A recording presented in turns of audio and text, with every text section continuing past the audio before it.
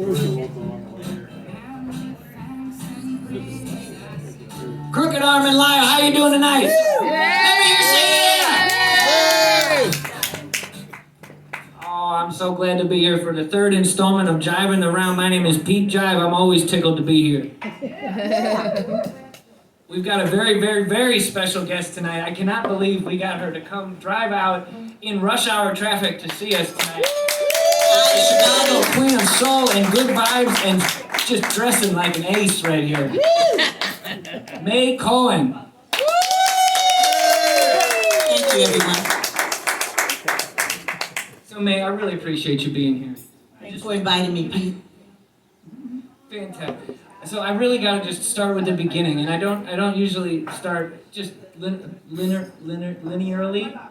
That's big word for me today. Linearly.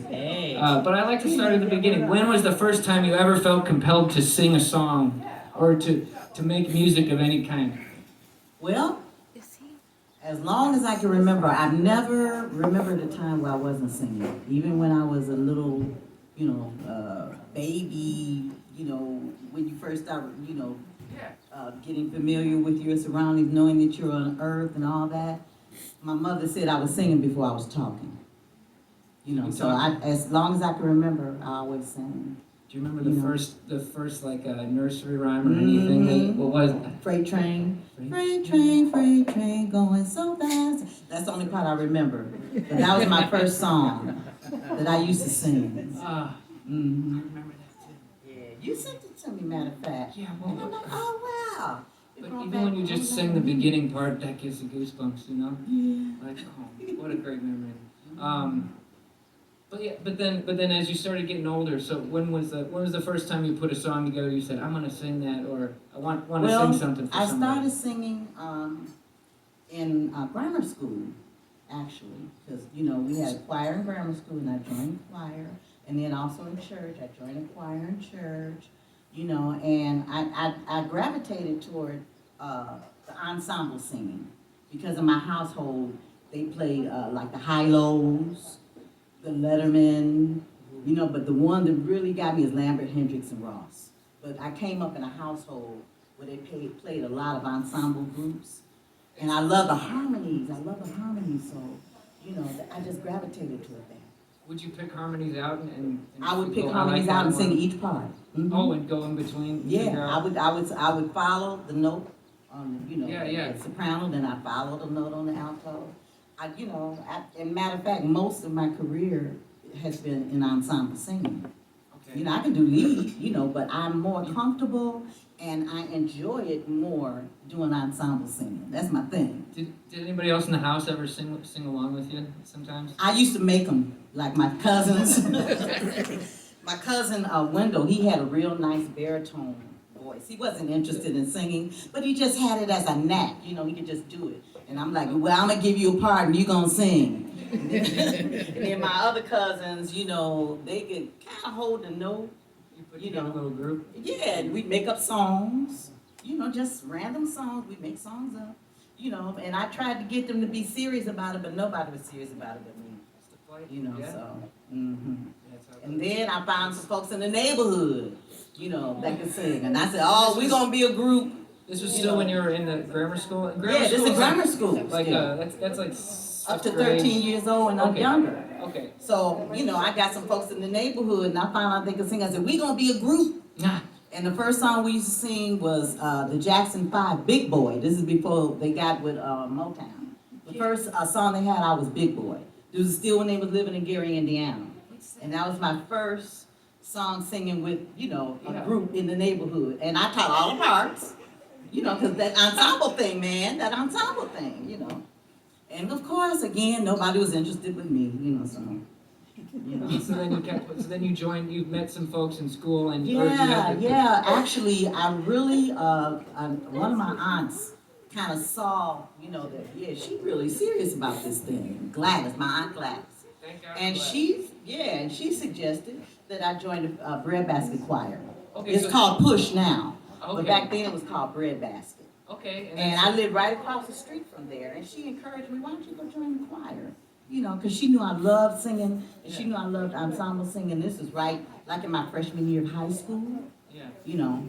And I joined that choir, and man, hey, you know, there was harmony, you know, because it was a choir, you know. And then I got into a group within the choir called Reality. And then in the meantime, in high school, I was in a group called the Twilights, Larry Gaines and the Twilights. We won all the talent shows. You know, so I was in my element, just man. nonstop. You were singing different groups all the time. I was singing, groups. You want to sing something just to kind of warm it up here tonight? Okay, sure. What you want to sing? We do Under the Boardwalk. Okay. I'm just dying to hear your voice for a second. Okay.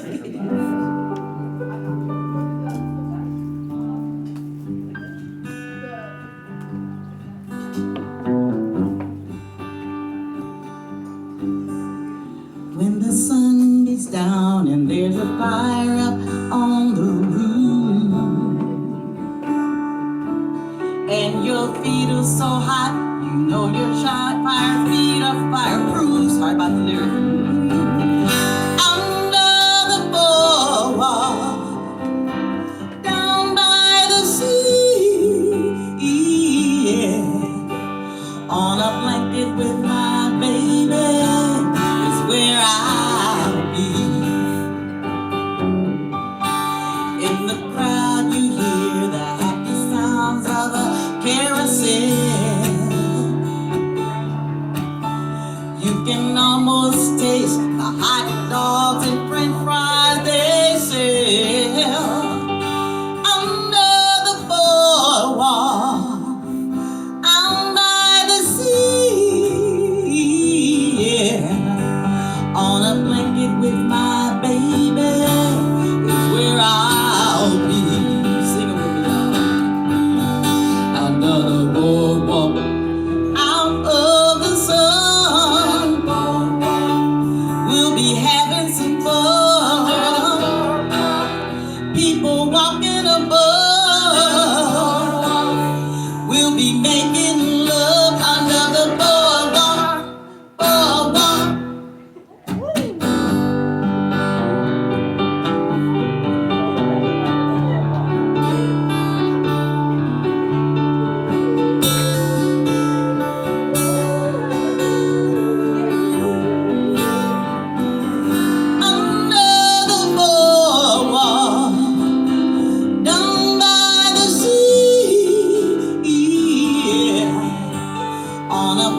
With my baby is where I'll be. Y'all know this one, alright? Under the boardwalk, out of the sun, people walking above, people walking, we'll be making love under the boardwalk, boardwalk.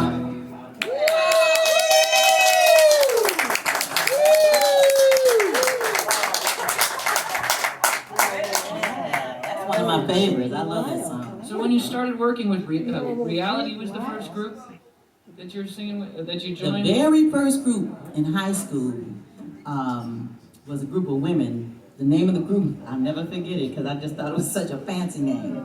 The Vivacious Vivacities. I love the way that sounds. Don't y'all love the way that sounds? The Vivacious Vivacities. That's a group of some badass women that named that, right? It was about five of them. We stayed together for about maybe 3 months. That was it. But I just love, I never forgot the name of the group. You know, the Vivacious Vivacity. That sounds good now. Oh, man. So you sang with them, and when a group like that, I was wondering, because I don't know, so you sing with a choir, like, and that's just a lot of people, right? With like the first group, and then but my first real serious group was a group called Reality. Okay, so When it was 2 ladies and 3 guys. Okay. Because that's the first time I ever recorded and everything like that. You know? When you put a group like that together, is it you search for the person that can do the harmony you're lacking, or is it just like your friends and you all pick harmonies? Well, I think that we were in the breadbasket choir together, all of us. Yeah. You know, for the Reality group. Yeah. And we just kind of gravitated toward each other.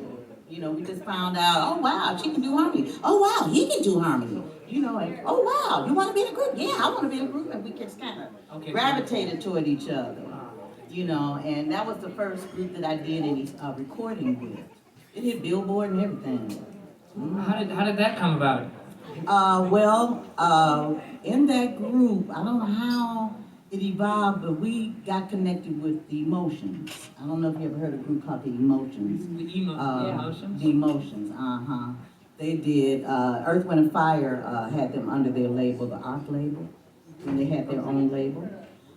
And they were one of the groups, the female group. If you ever heard like Boogie Wonderland, dance.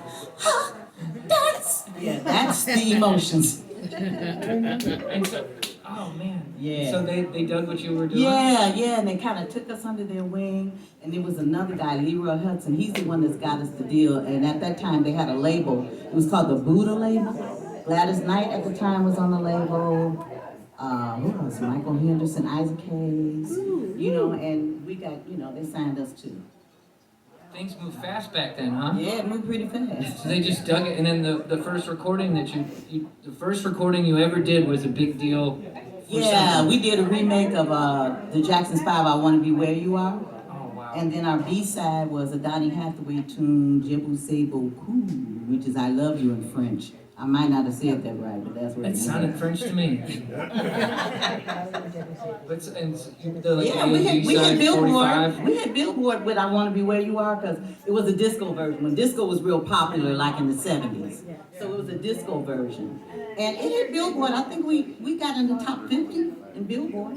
Yeah. Reality. Mm-hmm. Wow. Then they had two music magazines. And they had Billboard and they had Cashbox. I don't know if Cashbox still exists now, but I know Billboard still does. But yeah, we made. But ask me if I made any money. Ask me. Did you make any money? How much money you got to show us? 0. Did they make a lot of money? Somebody did, but we didn't. But we didn't know about the business. You know, we didn't read contracts. We got the contract. You know, my aunt said, "Well, let me hit." She had a friend that was a lawyer. She said, "Well, let Chester look at it." I said, I don't care. I'm gonna sign because I want to, you know, get this record out, and I didn't read nothing. Yeah. None of us did. We didn't read a thing. Okay, and because of that, you know. Yeah, and you learn. Somebody made some money, but we didn't. So you went with Reality had the big hits, and you said you weren't. How long was Reality together? The other one you said was 3 months. Just your first group. Reality was together several years. As far as I can't right now. I can't remember. But we were together a long time. Yeah. So you made the Billboard songs. Did you do any touring then? With that group, we didn't really do any touring because the Emotions at that time they hooked up with Earth, Wind, and Fire. They had gotten signed with Earth, Wind, and Fire on their ARC label. Okay. They had Pockets, Earth, Wind, and Fire, Denise Williams, and we were supposed to be the next group. Okay, that was gonna. We were supposed to be the next group signed to the ARC label, but the Emotions got a little scared because you know we was knocking fire, man. We was knocking fire. So, you know, Ricky Linton, who was like the lead singer of Reality, he always wanted to kind of do a solo thing too. So they took advantage of that and promised him a solo career, et cetera, et cetera. So, you know, very reluctantly he left the group. And in the meantime, you know, the group just fell apart. But that was by design though. You know, because they didn't want that competition. You know, because we was knocking fire, baby. Everybody in that group could sing. Out of all the groups I've been in, you know, there's a group that I was in later on with, I can't remember the name of the group. What? Vocal Point. Now, Vocal Point was the closest thing to Reality as far as good singers. Yeah. You know, but that group, everybody in that group could sing. Everybody in that group had, you know, hit-making voices. Okay. So then, so you had the Reality, and then when all that kind of fizzled out like that, was that when you decided to try to go more 9 to 5, or did you? Well, did you keep I always did 9 to 5 because I had to be practical. You know, I had to feed myself.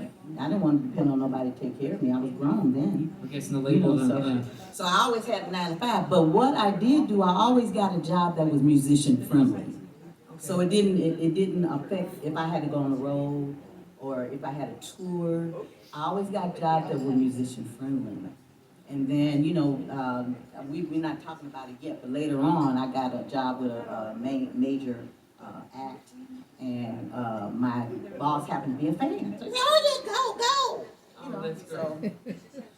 So, I read you worked with the American Medical Association. Yeah. Have you always, has that been a job you have for a long time? I'm still with them to this day. Wow. But the job is very musician friendly. I'm still with them to this day. But I can still do my music. Well, you want to sing another song right now? You feel like singing something? You gonna let me pick something? It's up to you. Pick something. Oh, I'd love to hear another song. Better get going. Okay. What's more of a? What do you think? Whatever y'all want to do. That would be right around that era, right? Okay, yeah. Back in the 60s.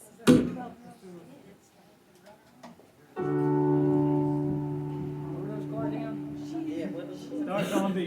Oh, yeah, I got that. Turn around. Oh, I know.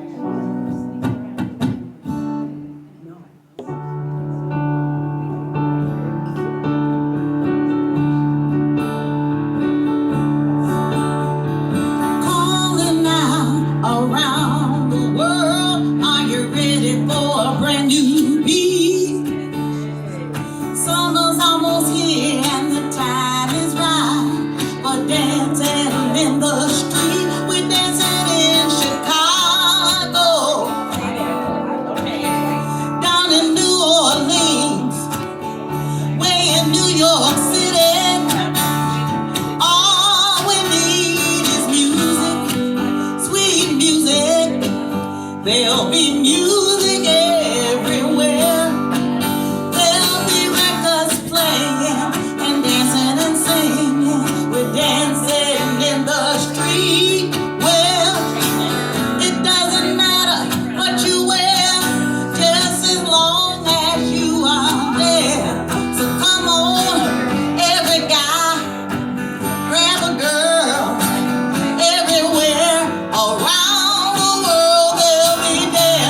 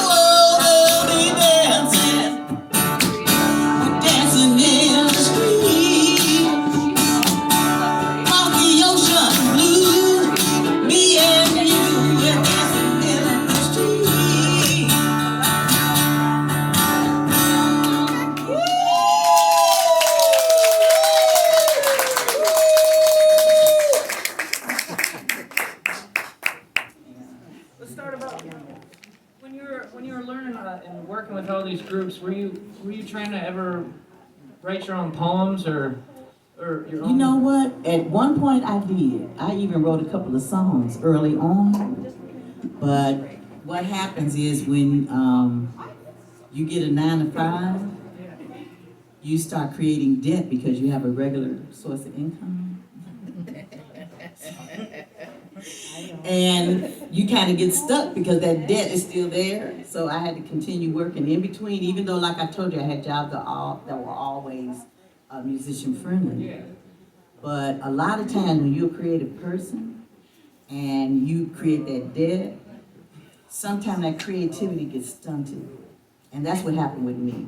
Because I used to write poems and I even wrote a couple of songs early on, but then when I had to be responsible, especially when I became a parent.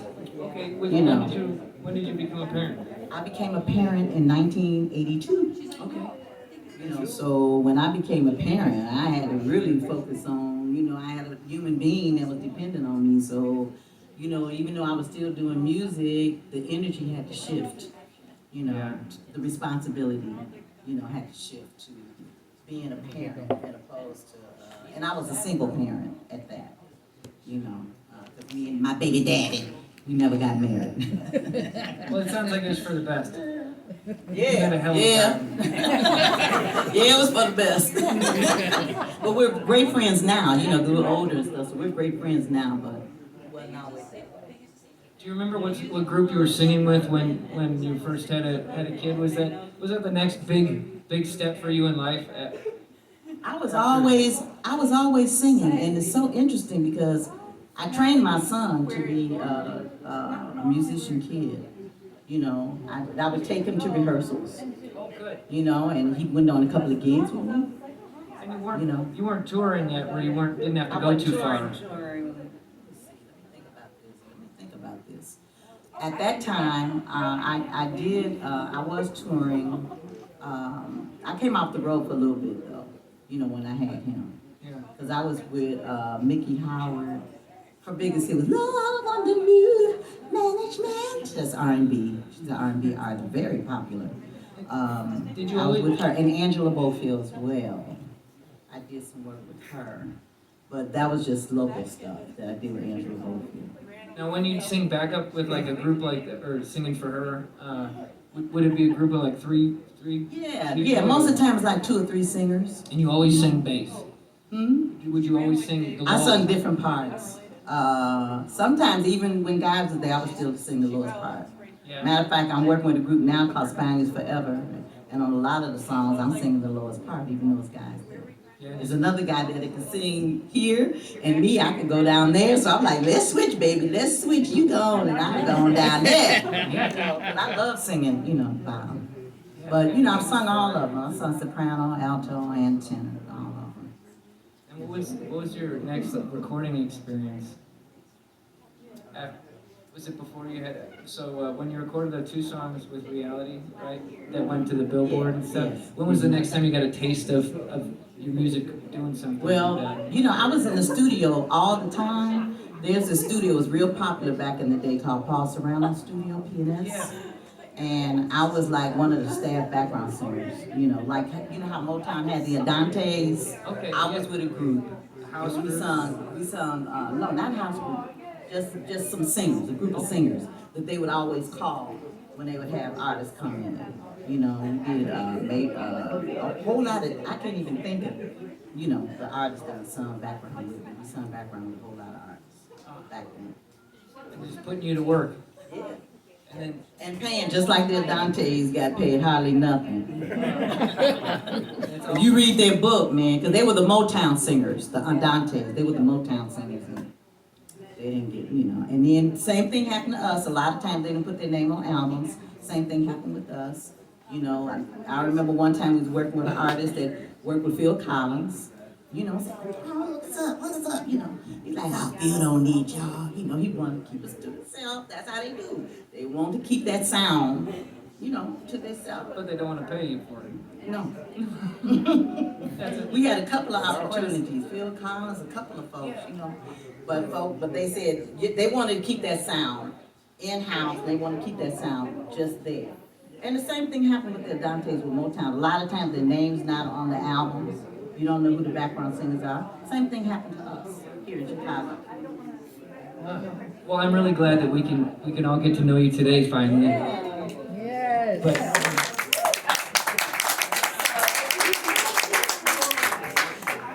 I know you had an opportunity to you said to work with Sting before when he first. Yeah. Sit here, tell me this story. This is when he first broke off from the Police. The first album was Dream of the Blue Turtles. Okay. And I have a friend, he's with the Rolling Stones now still. His name is Daryl Jones. He's still playing with the Rolling Stones, but at the time, his first gig he got, because he played with Peter Gabriel, but his first job like that was with Sting. And I had just had my child, Okay, you know.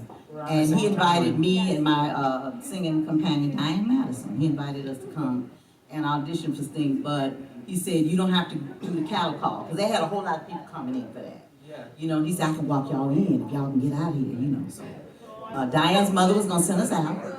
You know, we had it already, man. We had it already. You know how people talk about regrets? This is my one regret. You know, I didn't want to leave my son. Nobody said, why don't you take him with you? It didn't enter my mind either. Take him with you. You know, nobody said that. So I'm finding, because he was real young. And my childhood wasn't the best. I'm not going to go into it, but I didn't have a great childhood. So I wanted to, you know, I wanted to make sure he was secure and stuff. You know, so while I'm pondering this, somebody swooped that gig up real fast, man. Somebody swooped that gig up. Free, set them free. Man, that could have been me. But, you know, I you know, didn't jump on it fast enough. Another lesson, I guess. So I did get another opportunity to do it with the major. We'll talk about it Oh, when yeah. you're ready. But I jumped on that baby, okay? Is that was your hindsight? You knew that you had to do that. Oh yeah, if it came up again, I said, I'm not gonna think about it. I don't care what I'm doing, I'm gonna say yes. Well, you were trying Work to it out later, work it out. You wanted to give your child the life that you know, you were doing the right things. I wanted to be a good mother. I think you made all the And I right wanted to choices. be there in his younger years because, you know, those younger years are so important. And I didn't want him to be in a situation where adults would take advantage of him, which would happen to me. So I didn't want that to, you know, be, you know, in his life. So while I'm pondering these things, somebody got that job, honey. Well, you don't know what kind of guy Sting is like in private, so. You know. Yeah, I've met him several times. He's a cool guy. Oh, yeah. I met him a couple of times. That's okay. Very, very cool guy. But Diane, so you mentioned your friend Diane Madison. So she was your singing partner for. When did you first start singing with her? Was it in grammar school? Or? Well, when I was in group reality, the soprano singer moved out of state, and we needed another singer. So we auditioned several singers, and Diane was one of them, and that's how we met.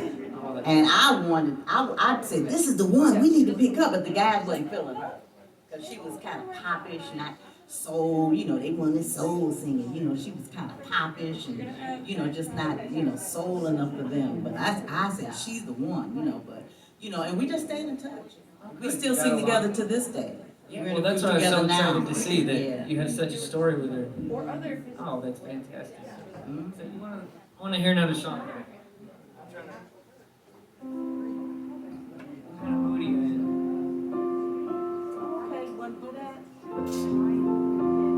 It's not out yet, guys, but this is going to be my single. I did a remake of Nancy Wilson. I don't know if any of you all are familiar with Nancy Wilson.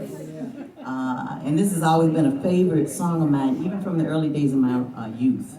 My mother was a Nancy Wilson fan, so she used to play Nancy Wilson a lot. Johnny Mathis, Nancy Wilson, Gloria Lynn, you know. But this song I always loved, so I eventually went on and recorded it. So. How glad I am.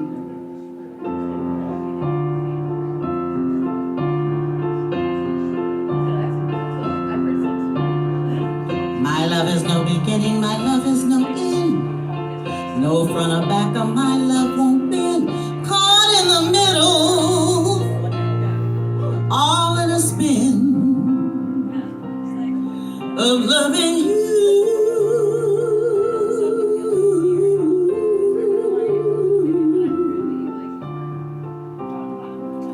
And you don't know, you don't know, you don't know, you don't know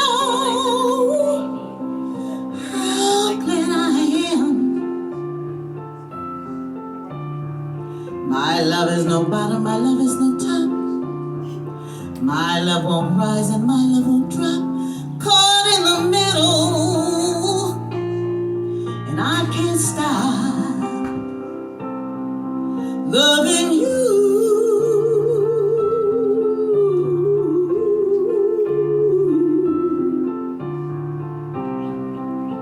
And you don't know, you don't know, you don't know, you don't know how glad I am. I wish I were a poet so I could express what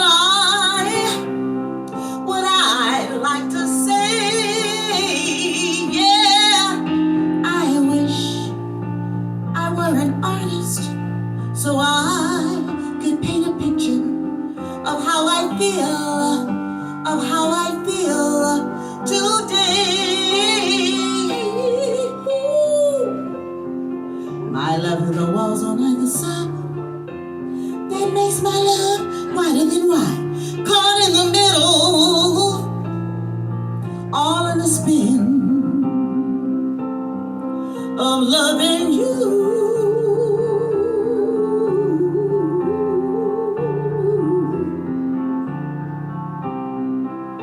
And you don't know, you don't know, you don't know, you don't know how glad I am.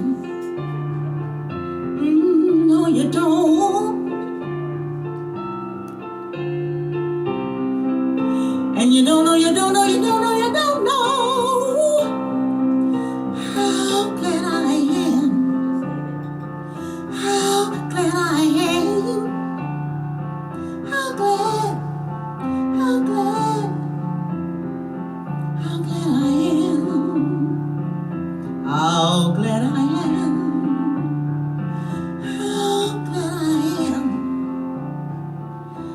How glad I am.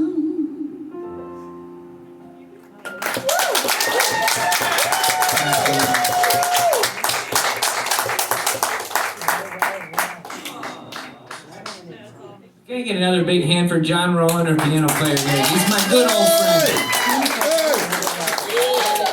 John was the one that actually turned me on to all this kind of music way back when, so I'm really thankful that we had already booked John for today and it worked out perfectly. So you also had a time, you sang with James Brown at some point. It was just one time. Just one time. What was that like? This was at the Capitol Theater on 79th and Halsted. Me and Ellen Samuels, bless her soul, because she's no longer with us. We were singing background with the opening act. It was a young lady, I can't remember her name, I can't remember anything. But she was opening for James Brown. And we had a great sound. Me and Ellen, it was just magic. It was Just a magic. duo kind of Yeah, it was backup? two. And it was just magic. And something happened with James Brown singers where they didn't show up. I don't know what happened, but they didn't show up. So, you know, he was impressed with Ellen and I, so he asked us if, you know, we would do the background. You know, everybody know James Brown. Ooh, the big payback. Ooh, I mean, come on, everybody know James Brown. So you ain't got to think about it, you know. So we did the job. He didn't pay us. He didn't pay us, but you know, we were young and we were excited. We were like, James Brown, yeah, okay. He didn't pay us a penny, you know, but we you know, set in, you know. He didn't boss you around too much, did he? No, he liked us actually, you know, but he didn't pay us a cent. Oh, wow. That was, But we didn't care. We were like, James Brown, man, James Brown. Yeah, we didn't care. so that was in the middle of having the, was that before you had a kid? Actually, it was, my son was real young. Matter of fact, he had come to the gig with me. And I had set him in the chair. You know how they have, it was a real big theater. You know, they have curtains and you can look on the side, there's curtains hanging there, but you can look on the side and see. Yeah. I set him in the chair. Oh. I set him in the chair because, you know, it was just, our gig was just a quick gig. We was opening for James Brown. So I set him in a chair and I said, now you sit right here. Just sit right here. We were getting on our way out, but James Brown was like, well, we ain't got our singers. Hey, y'all sound good. Sing with us, you know. I'm like, Just yeah, okay. stay here a little longer. Yeah, so we did. Me and Ellen. Does he have any memory of that? No. He was young. He was about 3 years old, I I was think. trying to think what first memories. Do you know what your first memory? If you first ever as a little just the world being conscious. Yeah, I was in Detroit, and I remember my auntie. I stayed with her because my mother was in Detroit at the time, and my aunt. I stayed with her, and you know, she had borders and stuff like that. So that was my earliest memory. Had borders? You know, people that stayed with her. You know, Oh, and yeah. yeah. So you just remember the she had a people big coming. place, and yeah, and I just remember that. Yeah. That's my earliest memory. Yeah, I remember getting out of the crib for the first time when my feet hit the floor. And that's the last, but that's it. I just remember my feet hitting the floor and being like, what now? You know? Yeah. John, you got an earliest memory?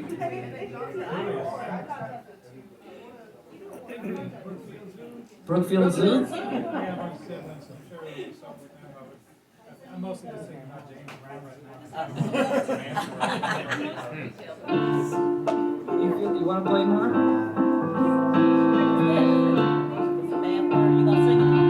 Is this?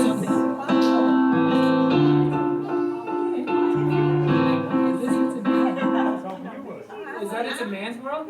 That's what it sounds like. It's a man.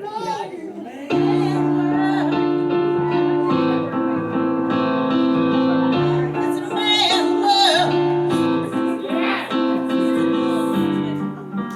It wouldn't be nothing without a woman or girl.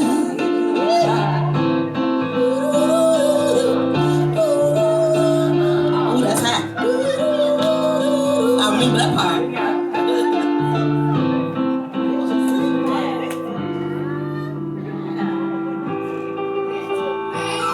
That's one of my favorite ones. Oh, I love that. I love that one.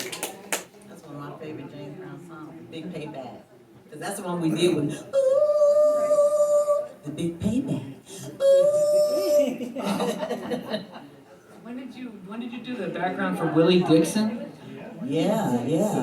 Billy Branch and I, real good friends, all of our adult life actually. And he was looking for some singers, so here again, it was me and Ellen Samuels, the one that I did James Brown with. And we sung with Willie Dixon. The last album he did was called Mighty Earthquake and Hurricane. We're on that album. Yeah. Mm-hmm. And we toured with him. Oh, he was such a great guy. Oh, he was just such a great guy. And I didn't realize, you know, when you're young, you don't think about stuff. I didn't realize how famous he was. He used to write me postcards and stuff. I didn't save a postcard. He gets on me to this day about it. Postcards from Willie Dixon. I didn't realize, I just thought he was a man that did blues, you know. Arguably the greatest blues composer. I know. I think about that now and I just kick myself. You know. But I will tell you this, later on, me, Diane Madison, and another singing friend of ours, Nanette Franklin, she got a gig, she called us on this gig with Mickey Howard. And we were stranded in Los Angeles. And honey, Willie came out and paid our hotel for a month and, you know, took care of us. You know, he was just a cool guy. Was he probably one of the first people that paid you, right?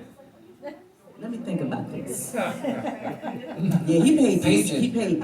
And he was such, man, let me tell y'all something. Willie Dixon was just the coolest guy. He was just a great guy. You know? He was just, oh man. When was the first time you met him? What was that like? Billy Branch. He's popular in Chicago. What did Billy work for? Because he was setting up the groups, right? Well, I don't know if he was setting it up, but I know that he was a harmonica player for Willie Dixon. Oh, okay. And he called me, and I think I called Ellen, and because he wanted some singers. He was doing a tour in Mexico, and Carrie Bell was on the tour, Willie Dixon, some other folks I can't think of right now, but he was the headliner, and he wanted some singers. So Billy Branch was working with him at the time, so he called me, and I called Ellen, and of course we got the job. And then when you first met Willie, what was that? What was the first time meeting him? Was He it was on so the show? warm. Did you have a We rehearsal? went to his home to rehearse. Oh, that's a nice guy. And then he had this studio called Blues Heaven, that was like a half a block away from his home. The first time we met him, we went to his home.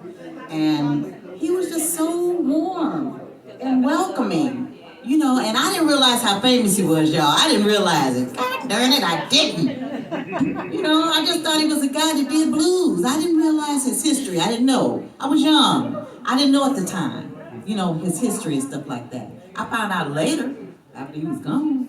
Well, it's not your fault I didn't have the Yeah, internet. man, I didn't think about it. You know? I hate that, man. But you know, he was just a great guy and very encouraging. So Very encouraging. How much rehearsing did he want to do before you guys went on tour? We would rehearse the Blues Heaven, and we did a lot of rehearsing because we did the album and then you know we did the tour as well. Was this in Blues Heaven? What town is that in? I feel It was in Chicago, but they have a Blues Heaven now. It's down in Michigan, but this is the older one. Was on Racine. Okay. You know, it was 77th, I think, in Racine. What's the most notable cities from that tour? Mexico. Mexico. City. Was that the first? That was the first show. Mm-hmm. Was that the first place you went? We did other stuff with him, but that was the biggest tour, Mexico City. And he was so kind, guys. You know, he paid for our meals. You know, he made sure we were comfortable because Ellen and I were the only two females on the tour. And he put us in a nice suite. I mean, he was just a cool guy. I can't say enough good things about him. He was really a nice man. He took care of us and he took us to dinner. We went to dinner with him. You know, the other guy, well, y'all eat wherever y'all gonna eat or whatever y'all gonna do, pay for y'all. But he took us with him to dinner. What a sweet guy. And he paid for our meals. You know, all the other guys, they got a per diem or whatever, pay for your own meals. But he took care of us. That's one heck of a gig right there. Yeah, man. Oh, man, it was so cool. It was so cool. Favorite song to sing? What song do you like to sing with him, Johnson? I like Don't Make Sense, Can't Make Peace, Mighty Earthquake, and Hurricane. Those are two of my favorites. And Everything Got a Time. Them three are my favorites. Don't make sense, can't make peace. It don't make sense, you can't make peace. That's on the Mighty Earthquake and Hurricane album. I feel like I should have brought a notepad. I'm learning like so many new songs. Well, I learned so many. Yeah, just looking you up, I learned so much new. Oh yeah. Well, it's funny because I was just talking to John when I sat down to look at these songs that when you kind of corner yourself in something like folk music, like I did, there's a whole world of chords that I'm not familiar with, and that's what most of these songs are composed of. So I'm really thankful I know John, and he can work his way around the keyboard the way you can. But yeah, so it's blowing my mind. The whole, just how much more there is out there. Yeah.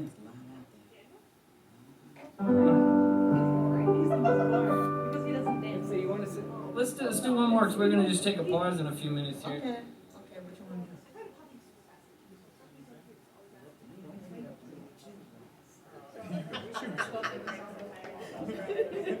I see so many. I'm gonna pick one for you. Okay, pick one.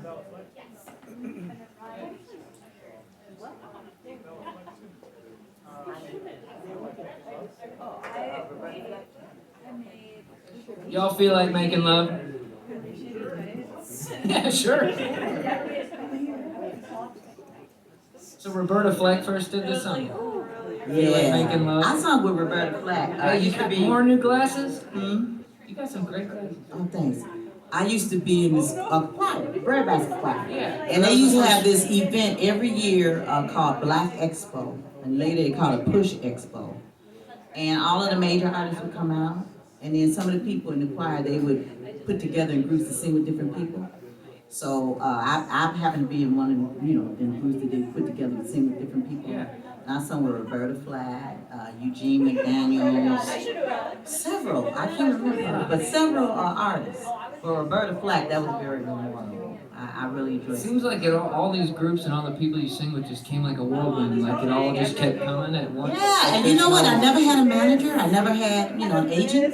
This is all word of mouth. It's all phone calls and Yeah. What are you doing? Want to sing a song? That kind of thing. It was always word of mouth mostly.